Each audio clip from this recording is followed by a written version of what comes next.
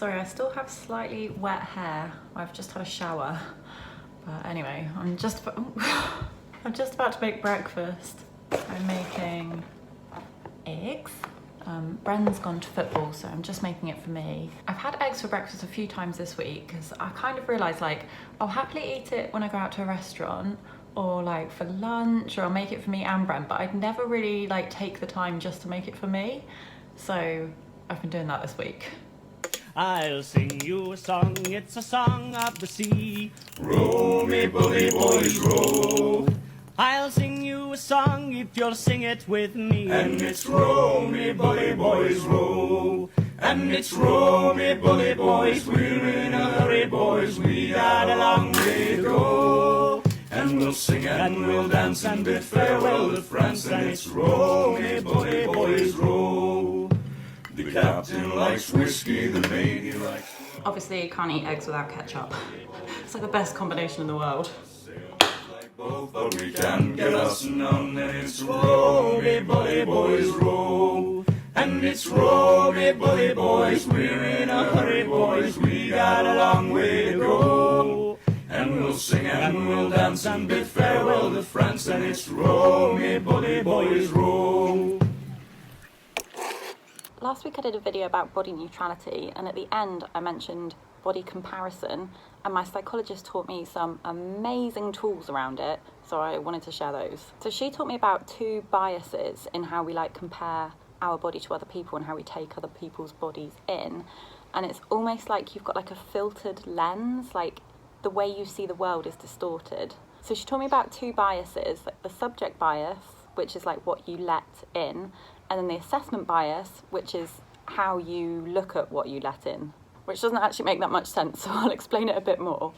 Right, the subject bias is like what you let in, so what bodies you see. And the world is actually like incredibly diverse. If you force yourself to look at all body types that exist, people are like thin, fat, tall, short, round, straight, curvy, curveless, I don't know, stocky, large, small, whatever. Like, there is a lot of diversity that exists in the world. But with a subject bias, you neglect like 90% of that diversity, and you just focus in on like a tiny proportion of people. So like it's actually the minority that you take in. Maybe if you're interested in like, I don't know, like a gymmed up, like lean, muscly physique. Not a very good description, but like it might look to you like, oh, everyone in the world just goes to the gym all the time, they're all so fit and athletic and toned and whatever. But in reality, they're not. Like most people like me aren't gymmed up and toned and what have you. So yeah, the subject bias is like the people that you focus on, and then the assessment bias is how you focus on them. So with this like filtered lens, you don't take a whole person in, but you zoom in on certain body parts. So you reduce the whole person down to like just a set of legs or just a stomach or just some arms, whatever it is that drives your bias, but you neglect the whole of the person. And like that person could be having imperfections, they've got maybe perfections, they make mistakes, they have emotions, they could have bad self-esteem, they could be having a bad day or a bad life, they could have bad relationships, but like you ignore all of that texture, and all you see, or like all that makes it through your biased filtered lens, is just their legs or whatever body part. So like let's say I was in a yoga class, which I don't even do yoga anymore, I actually quit after having Alfie, but if I see a girl in a class with like a perfect figure in my eyes, I might just like zoom in on that person and be like, oh my God, she's amazing. And then that turns into like, well, I don't look like that, I wish I looked like that. And then like replaying that body throughout the day, or like when you come to eat, picturing that person and being like, oh, but I want to look like that. And even thinking like, oh, if I look like that, then I'd be so happy. It's a comparison, like I'm not as good as her, but in your head it's almost turned into like, oh, I'm not as good as everybody else. Like regardless of all the other people in that room with me, I've just focused in on one person, and then yeah, that's driven me crazy. So my psychologist teaches me to see like, no, like that is biased, it's not healthy and it's not helpful. So like first step, recognize you're comparing, and then second step, zoom your lens out. So she tells me to like stop looking at whatever person I've chosen to focus on and force myself to look at 3 other people to like snap myself out of that belief that everyone's just so beautiful and realise like people are diverse. Like there's lots of different body types. Everyone doesn't look like one person that I've zoomed in on. And if you're somewhere that's not diverse, like diversity still exists. Even if you can't spot it in the room you're in, like, you know diversity exists in the world. Zoom your lens out. Don't just allow yourself to focus in on legs or arms or stomach or whatever the area and like scrutinise one body part. Take a step back and be like, right, this person is not a set of legs. They come with their own complexities and issues and emotions and genetics and histories and their own path and their own point in life. Like, there is so much to a person beyond, oh my God, look at that body part. Oh, I don't like my body part. And they are one person of a much bigger population that overall is incredibly diverse. So why should we be zooming our lens in on a certain body type and then focusing in on a certain body part? Like, it's just not really representative of life and people and humanity. And like, we are part of humanities. We are a human, just like anybody else. So we are a product of body diversity just as much as every other person in this population is. So yeah. Those are the two biases she taught me about, and then stopping, recognising that you're comparing, standing back, zooming your lens out, taking other body types in, and not just focusing in on body parts, but taking people in as a whole. Well, at least the messy bed makes a nice little nest for Stevie. Bertie, what are you doing in all my mess? Tidying it up for me? Oh, Bertie, no. Bertie, leave her alone, darling. She's like, what the shit is he doing?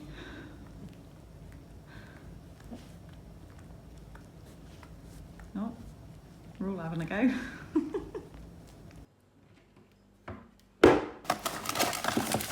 Right, I'm just having a snack. Got a bowl of berries and grapes and a Nature Valley oats and cinnamon bar. So if you're new to my channel, or actually even if you're not for that matter, you'll notice that I don't make like full days of eating videos. Because I guess like on this topic of comparison, like to me, that's comparison of eating, and I don't know, I just don't see that's a like healthy platform for comparison. So I try to show some of what I eat, 'cause, like I eat a balanced diet. I've not introduced foods in my recovery that I've then had to cut out later. Like there's no such thing as recovery foods. So hopefully it's helpful to show that, but yeah, personally, I've never watched them. I don't make them myself. Bertie's coming up with me. Come on, pups. Good boy. So, are you gonna help? Are you gonna clean all this up? Well, thanks, darling. By the way, Bertie's a Havanese, for people who ask, and he's absolutely gorgeous. Well, a Scotsman clad in kilt left about one evening fair. One could tell by how he walked that he drunk more than his share. He fumbled round until he could no longer keep his feet. Oh, he stumbled off into the grass to sleep beside the street. Ring ding diddly lady oh, ring di diddly I oh. Well, he stumbled off into the grass to sleep beside the street. Hi, Bert. There we go, a clean bed. I give that a week. By next week it'll be a shit show again. Oh, good boy.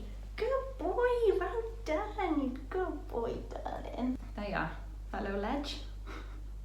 Good lad. Right, another thing I really noticed with my body comparison was that I would create like a Mr. Potato Head of expectations for myself. So you know the guy from Toy Story where he's got like different arms and legs and body parts and lips and nose and whatever else. In my mind, it was like fine that body diversity existed for other people and that other people were different shapes and sizes and whatever, fine.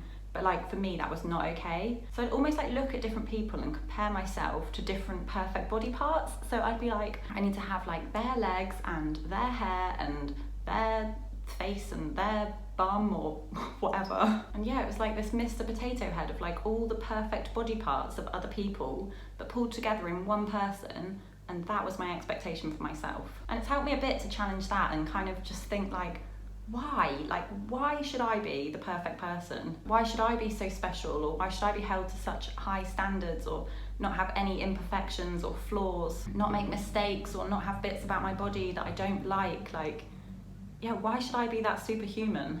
It's like I just expected this perfection in like every single area, but in all honesty, like the chances are, for everybody, we're going to be more average than that, like by definition. Bertie's waiting for Bren to get home. Bertie. Are you waiting for Bren?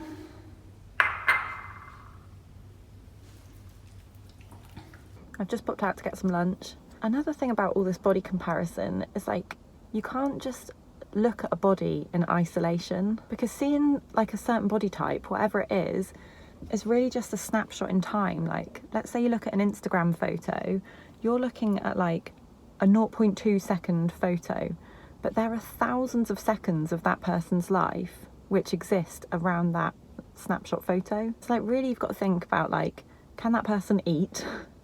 Do they have to restrict their food? Can they join in with people? Are they present in their life? Do they have good relationships? I don't know, have they got good emotional coping mechanisms? Maybe they're just naturally and genetically that shape and size, or maybe not. Maybe they have to restrict to be that shape, or maybe they've got other stuff going on entirely, like illness or stress or grief.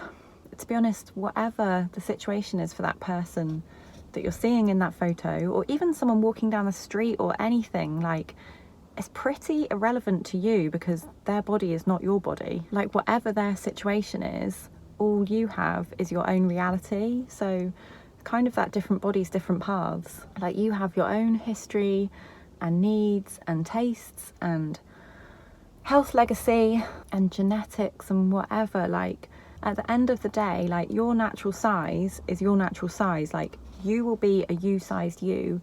You won't be the same size as someone you see on Instagram, or someone in your class, or a cousin, or someone walking down the street, or a friend, or anything. You can't compare like your orange to their apple. Like, it's all just a really invalid comparison, and just looking at a body never tells you the whole story. It's a snapshot in time. So yeah, we can't just look at bodies in isolation. You've got to think about the life around that body, and more than that, like, whatever that person's life is around their body, it's not the same as you. Like, all you've got is your life and your body. The reality is, if you're not just your natural size, like, there's going to be a life cost to that. We are not just bodies in isolation. Like, we have full lives and emotions and personalities and relationships and whatever else exists around us just being a body. So I'm going to go and get lunch now. We're going to have ham and cheese toasties. Actually look like a fly or something. And got bits for lasagna as well for dinner, and I remembered to pick up garlic bread this time, which is good. And also, we've run out of mayonnaise, and in the past I found it so difficult when shopping to see like low fat, low calorie, whatever versions of something on the shelf, and like my head would just explode with all these thoughts of like, you've got to pick up the lowest calorie one, you've got to get this, da da da da da. So that was such a time for me for like using that, block the thoughts, not listening to them at all, like even just going like la la la la la in my head, like just fuck off thoughts, like I'm not listening to you, and then just pick up the thing you're like intending to pick up. I know it's a bit different with COVID now if people can't get out to the shops, but even buying stuff online, like you can use that for not clicking on the whatever version of thing. But yeah, block the thoughts, opposite actions, like even if it doesn't feel good, whatever, like it's okay to not be okay, you can feel shit and do it anyway. Another obvious area not to compare is like the food that you eat. So like Bren and I have done and eaten different things today, but it doesn't mean we can't eat the same lunch together now. And also, like, he's gonna have 1.5 toasties, I'll have something sweet at the end of my lunch, and he doesn't always do that, but like it just doesn't matter. So if you do find yourself comparing, like just remember, different bodies, different paths. Someone gave me a tip, by the way, to put mayonnaise on the sides of the bread to make it go like crispy or whatever. You know that shit show we had when we tried to do it with butter and like melted butter all over the toasty maker? Yeah, so I'll try that. Just? Yeah.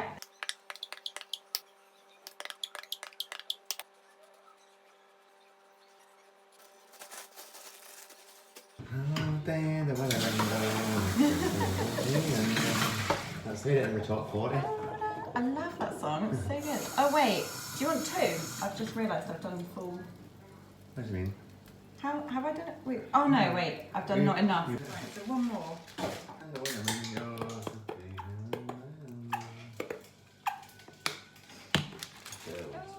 The German rum.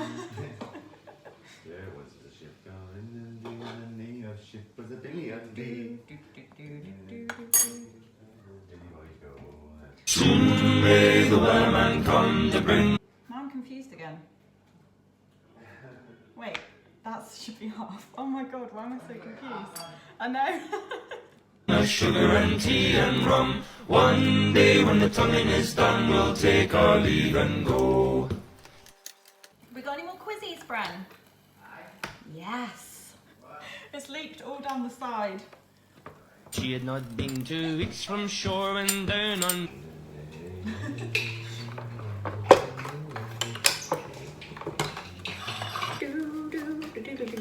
Soon may the wellerman come to bring us sugar and tea and rum. We absolutely love, what's it called? Richard Osman's House of Games. We normally watch it with dinner, but today we're going to watch it with lunch. First round today is And to the side harping and fought her when she dived down low. Soon may the wellerman come to bring us sugar and tea and rum. One day when the tonguing is done, we'll take our leave and to sea. The name of the ship was a Billy of Tea. The winds blew up her bow, up down below my Billy boys blow. So Bren didn't want anything, but I'm making myself microwaved apple, cinnamon and raisins, which I put in the microwave for like 2 minutes and then blob on peanut butter and honey and put it in for another like 10-20 seconds.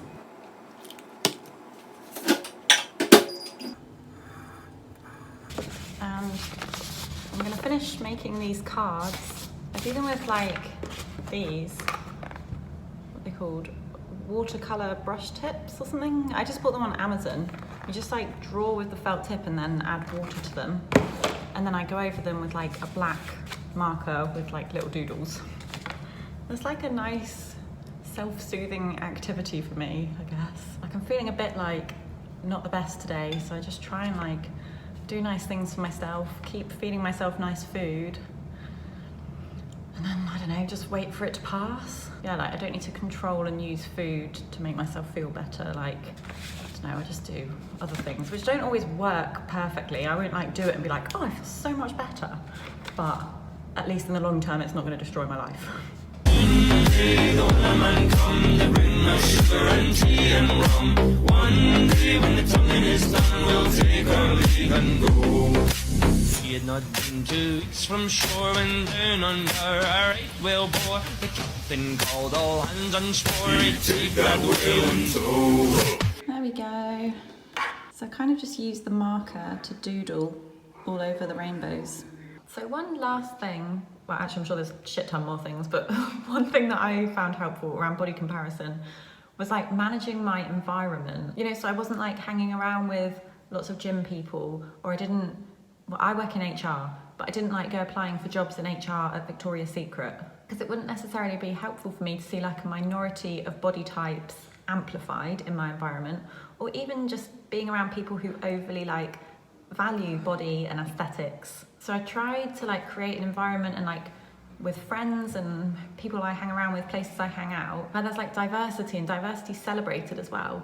And same with online, so like your Instagram, like trying to follow accounts with different body shapes and sizes where body diversity is celebrated, and also just following things that aren't body related at all, like dogs, or like memes or things that are like heartwarming or nice or whatever. And if you're thinking about it, like asking yourself, does this account fill me up? Like, do I feel better looking at this person's content, or am I just left comparing and feeling shit about myself? And it's not necessarily their fault, but just if it's not right for you, it's not right for you. And same with YouTube as well. Like I mentioned earlier about full days of eating. If they're not helpful for you to watch, like if at the end of it you're comparing what you eat to what some person you don't know online eats, in whatever direction, if you're like, oh my God, I don't eat as much as them, I'm so jealous, or I eat more than them, and does that make me greedy? Like, whatever comparison it is, like you never really know what anybody's eating in a day anyway. And if watching it is triggering your eating disorder DVD, so the eating disorder thoughts in your head, then maybe it's not the most helpful for you and you can unfollow it. Like, you don't need to follow stuff that doesn't make you feel good when you look at it.